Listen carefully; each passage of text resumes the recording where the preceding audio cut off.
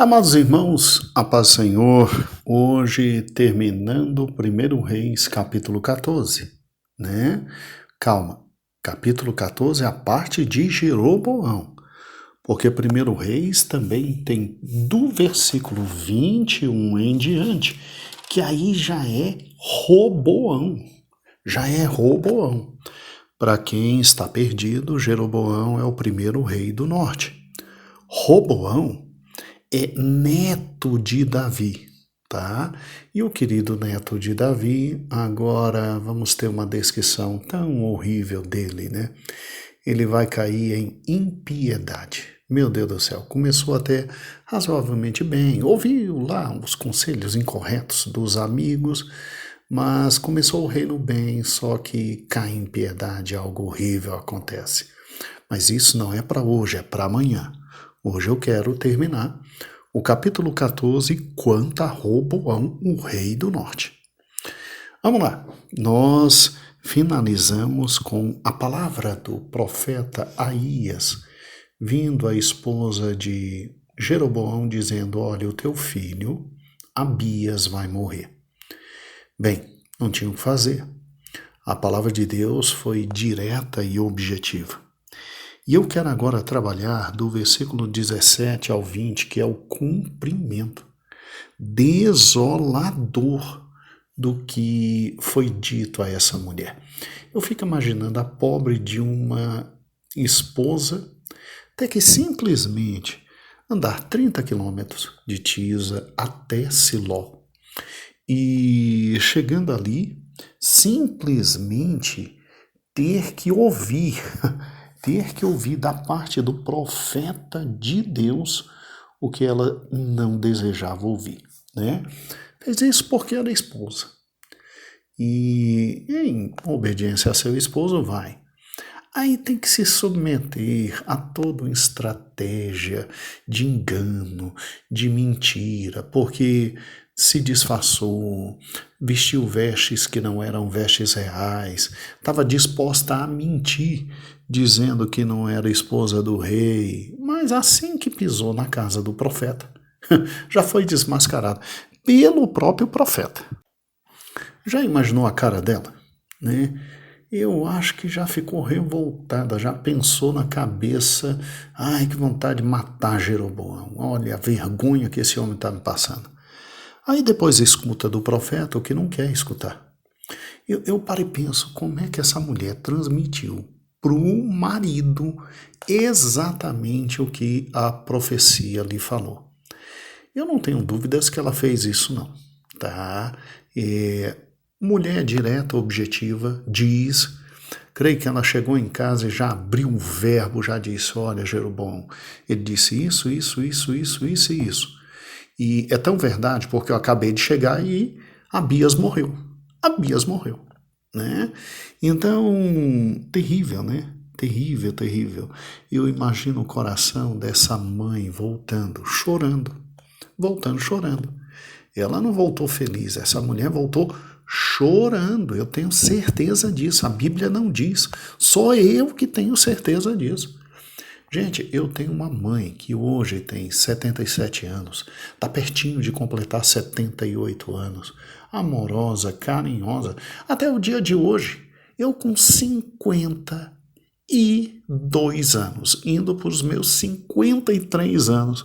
Quer dizer, até hoje ela olha para mim e diz: ai, meu filho, eu estou sentindo que você está gripadinho, quer que eu faça um chazinho? É de lascar, né?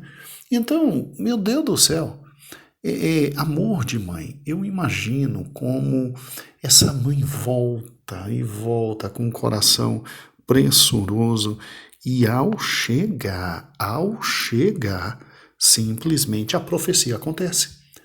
O sucessor, que pelo contexto era muito benquisto em Israel, ele vai morrer. E para e pensa, né? Dói no coração passar por tudo isso.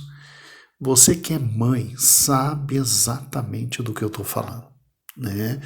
E você que é mãe e ainda teve a dor inconsolável de enterrar um filho sabe muito bem do que eu estou falando e da dor desta mulher.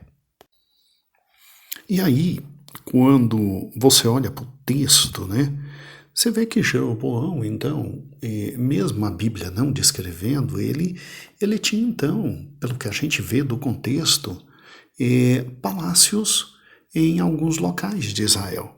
Tá? Ele, além do palácio dele em Siquém, né, Jeroboão deveria ter também outro palácio em Tisa.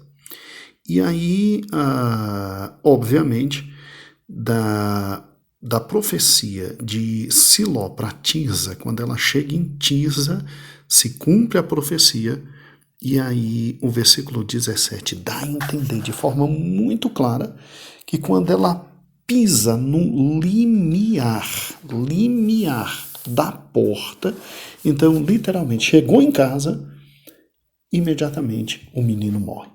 O menino morre.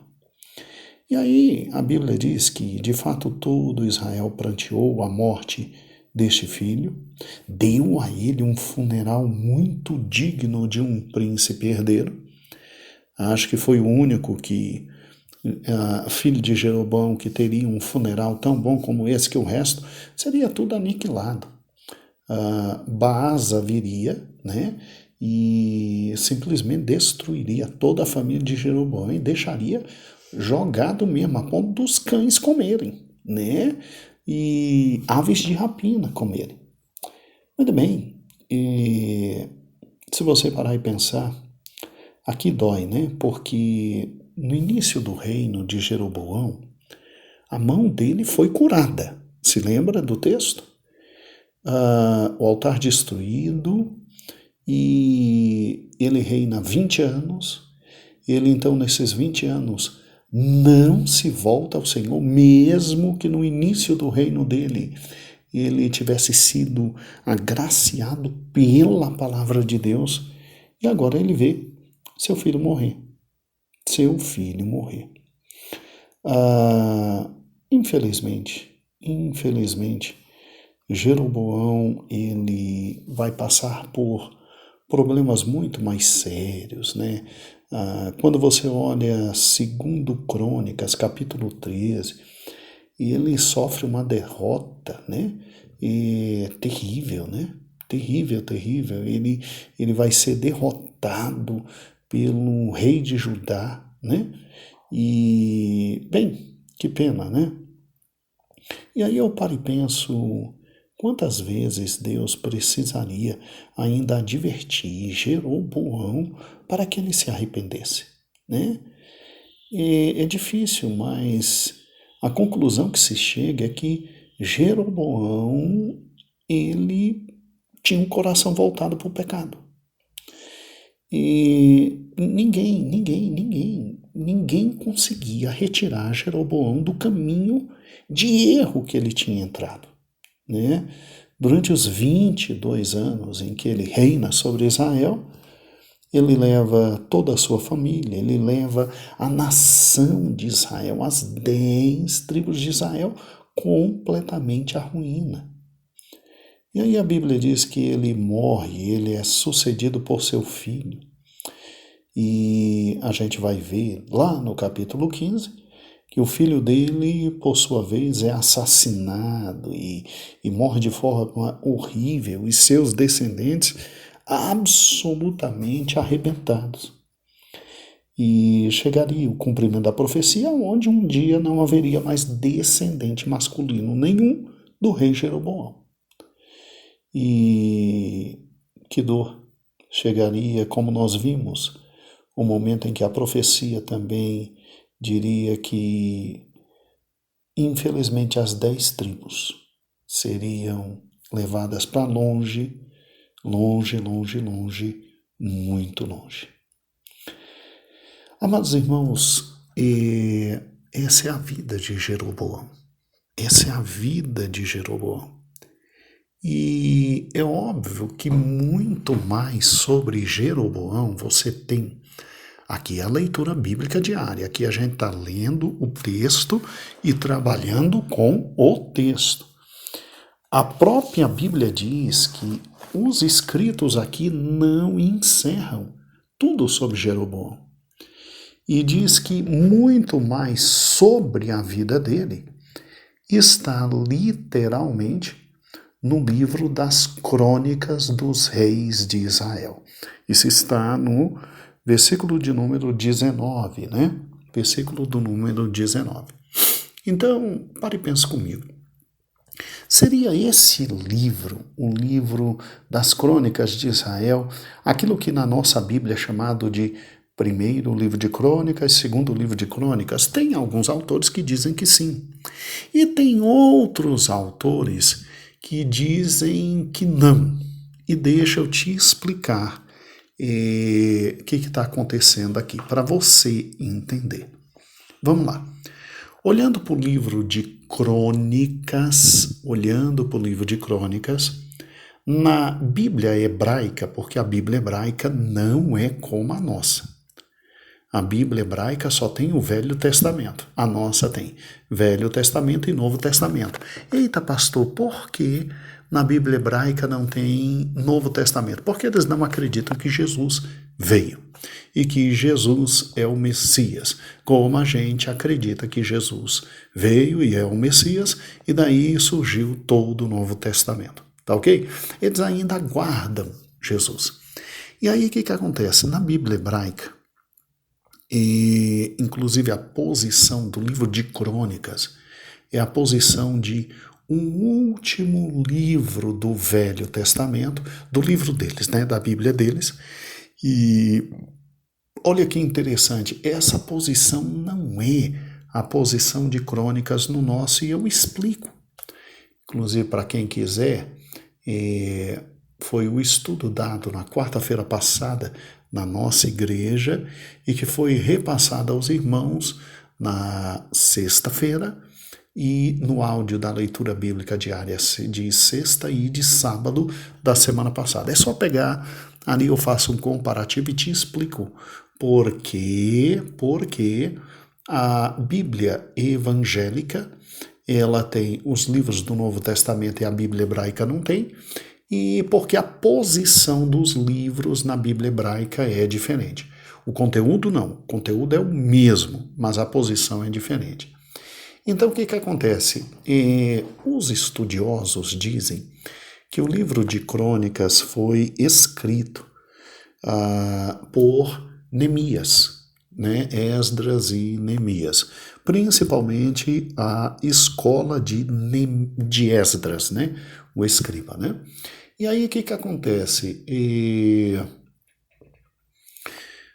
Esse livro sendo escrito nessa época, como a maioria diz, então foi ali, obviamente, depois que Israel volta do exílio babilônico. Então, deixa eu te situar historicamente. Presta atenção. Você tem Israel indo para o exílio em 722. Então, no ano de 722, Israel vem para o exílio. Pastor Eber está agora colocando para você uma imagem que eu passei para que ele colocasse acompanhando agora essa parte do vídeo. Então vamos juntos, olha que interessante. Você tem aqui a tabela cronológica dos reis e profetas, tá? De onde nós retiramos isso? Nós retiramos aqui do querido professor André Daniel Hayek. André Daniel Hayek é um dos historiadores que eu mais gosto. Ele tem 2 livros que eu quero que você compre e leia, porque são fantásticos. Aqueles da Bíblia e os outros da Bíblia. Tá? Pastor Eber vai botar a imagem aqui, compre esses livros. O Velho Testamento fica tão fácil. E lá no site do professor André Hayek, ele disponibilizou para quem precisasse essa imagem aqui e fica tão bom de entender. Você está vendo a imagem? Ó, começa aqui, Reino do Sul, Reino do Norte, os Reinos Unidos. Saul, depois Davi, depois Salomão. Aí vem aqui esse primeiro momento, ó, tá vendo? Do lado Jeroboão e do outro Roboão. A parte de azul aqui ela tem uma sequência de reis e que o último rei é aqui, ó, Oséias. Você está vendo? Heber está destacando. Depois desse rei Oséias, aí vem exatamente os assírios e levam os israelitas para o exílio assírio. E aí se completa e se realiza toda a profecia do querido profeta Aías, né? Que tinha falado da esposa de Jeroboão. Olha aqui, ó, vários reis passaram até chegar a esse momento. E aí o que acontece? 722 cai o reino do norte. Agora o reino do sul está aqui do lado, ó. Ele começa com Roboão, que é o filho de Salomão, aí ele vai Asa, Josafá, tá vendo? Manassés e tal, até chegar em Sedequias. E aí no ano 586 ocorre a queda de Jerusalém. Em 586 ocorre a queda de Jerusalém. Quando a queda de Jerusalém ocorre, o tempo que Jerusalém fica sob o império, tá? Que quem é que veio e levou Jerusalém? Os babilônicos, o império babilônico, Nabucodonosor. Eles ficam 70 anos ali no desterro, e aí você pode ver, olha aqui, ó, Edito de Ciro promove a restauração de Judá. Então Ciro, em 538, manda os judeus voltarem, e os judeus voltam, e é o momento em que Zorobabel reconstrói o templo, é o momento em que Esdras, está vendo aqui, retorna, e depois Neemias vem, e aí tem esses 3 grandes retornos do povo de Deus para a região ali de Judá. E aí o que acontece? Olha que interessante. Os grandes escritores dizem que Crônicas, o livro de Crônicas, que a gente dividiu em 1º Crônicas e 2º Crônicas, foi escrito aqui nessa época, ó, após o retorno, depois de 538, foi escrito nessa época após o retorno. Então, se você parar e pensar, olha que interessante, tá? Voltando então agora aqui para o nosso áudio.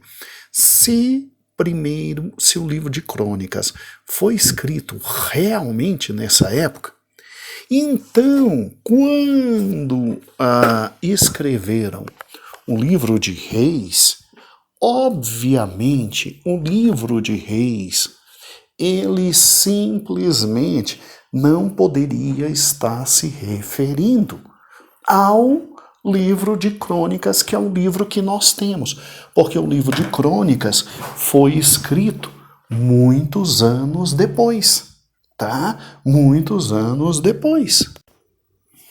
Então vamos lá.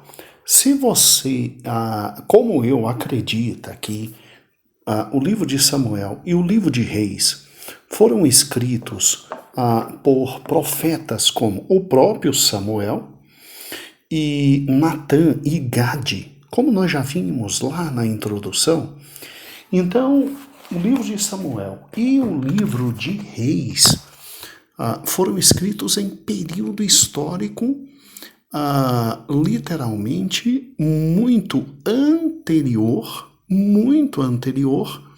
ao livro de Crônicas, que foi escrito lá por Esdras, na época de Esdras, na época de Neemias, num tempo muito superior. Então, vamos lá. Que livro é esse das crônicas dos reis que se fala exatamente aqui, né? Bem, irmãos, é um livro que nós não temos acesso hoje, é um livro que foi perdido, tá? No tempo e no espaço, nós não temos mais acesso. Mas existia, desde a época de Davi, você tem que se lembrar disso. Davi separou alguém especial só para ser o cronista dos atos que aconteciam no seu reino, tá? Eu creio que o nome dele era até Semaías. Veja comigo que em 2 Samuel, lá no capítulo de número 8, se diz de forma muito clara como Davi organizou o reino. E a partir do versículo de número 17, diz assim, que Zadok, filho de Aitube, e Aimeleque, filho de Abiatar, eram os sacerdotes. E Seraías, isso mesmo, Seraías, escrivão. Para que Seraías existia? Ele existia, junto com a equipe que estava com ele, para registrar os atos dos reis. Naquela época, Salomão não, perdão, naquela época Davi, né? Naquela época Davi. Quando Salomão chega ao poder, a coisa fica maior ainda, e muito maior. E aí diz que aqui em 1 Reis, capítulo 4, lá no versículo de número 3, Salomão coloca Eiloref e Aías, filhos de Cisa, como secretários, né? E o fato de ser secretário impunha a questão das queridas crônicas, ou seja, do registro, das atas, de tudo que estava acontecendo. Então você tinha gente, a partir de Davi, para registrar os atos dos reis. Daí se falar desse tal livros das crônicas, entendeu? Que não é o mesmo livro de crônicas que escreveu Esdras e Neemias, tá? Eu creio que muito mais Esdras e todo o conjunto de pessoas que o ajudavam, tá? Então, não confunda exatamente o que está aqui. Quando a gente pega, então, o livro de 1 Reis, capítulo de número 14 e versículo de número 19, quanto aos mais dos atos de Jeroboão, como guerreou e como reinou, e tudo que está escrito no livro das crônicas dos reis de Israel. E foram os dias de Jeroboão, 22 anos que ele reinou e dormiu com seus pais, né? Nabade, filho, e reinou em seu lugar. Então, esse livro que aqui é um livro histórico que existiu desde a época de Davi e que também existia na época de Salomão e que eram os secretários, eram os cronistas que anotavam todos os atos dos reis. Por isso que diz aqui, quem quiser saber um pouco mais, que vá para o livro das crônicas. Tá? Agora, pastor, e o que é um livro de crônicas, né? Bem, o livro de crônicas que nós temos na palavra de Deus foi um livro escrito especialmente na época de Esdras e Neemias e Zorobabel, na época do retorno, para que Israel pudesse saber de toda a sua história, de tudo o que tinha acontecido, e entendendo de toda a sua história e tudo que tinha acontecido, pudesse saber sobre os reis de Israel, e tendo à luz dos reis de Israel o que eles fizeram, poderiam então aguardar o grande supremo rei que viria, que era o Messias, Jesus Cristo, que nós cremos que veio, e eles não creem que, até hoje, eles não creem que Jesus era um Messias que viria, né? E, infelizmente, perderam muita coisa em razão disso, mas todos os motivos pelos quais eles não creram está no estudo de quarta-feira passada à noite, que está na leitura bíblica diária de de sexta e sábado da semana passada, tá? Da semana passada. Então, olha que interessante. Eu faço parte desse grupo de estudiosos da Bíblia que olha para esse texto e vê que esse livro das crônicas é esse conjunto de escritos que começam com Davi, continua com Salomão e continua com todos os reis. E aí o livro de Crônicas é esse livro escrito na época do nosso amado Esdras e Neemias, que vem exatamente séculos depois de tudo isso aqui que está acontecendo, tá bom? Mas, olha que interessante, pastor, então como é que funciona o nosso livro de Crônicas? A gente vai encontrar nele o quê? Bem, o livro de Crônicas é escrito por Esdras, Neemias, aqueles que ali estavam naquele momento do retorno, né? Ele é um livro que vai trabalhar detalhes que não estão aqui no livro de 1 Reis. Esses detalhes não estão aqui no livro de 1 Reis. E vai também reforçar alguns detalhes que aqui estão. Quando Esdras escreve o livro de Crônicas com os seus companheiros, a gente crê que ele pegou como dado histórico tanto o livro de Samuel quanto o livro de Reis, tá? Porque lá na biblioteca dos judeus não tem 1 Reis e 2 Reis, é um livro só. Quem dividiu foi a gente, tá? A gente dividiu para ficar mais fácil de encontrar textos e etc. Isso também está explicado no estudo que nós demos na quarta-feira e que, de novo, já disse, está na sexta e no sábado.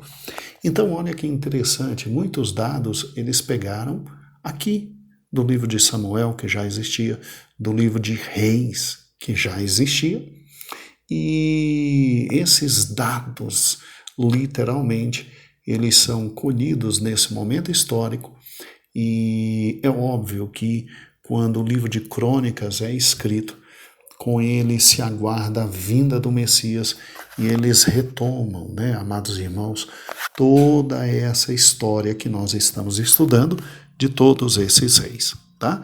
Esta é uma posição. Há uma segunda posição que diz, não, é equívoco.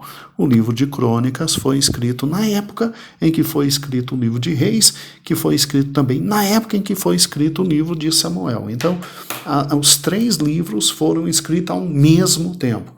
E aí existem aqueles que interpretam que quando está aqui, tudo como reinou está escrito no livro de Crônicas dos Reis de Israel, esses acreditam que fala literalmente do livro que nós temos e que os judeus também têm na Bíblia deles, de Crônicas.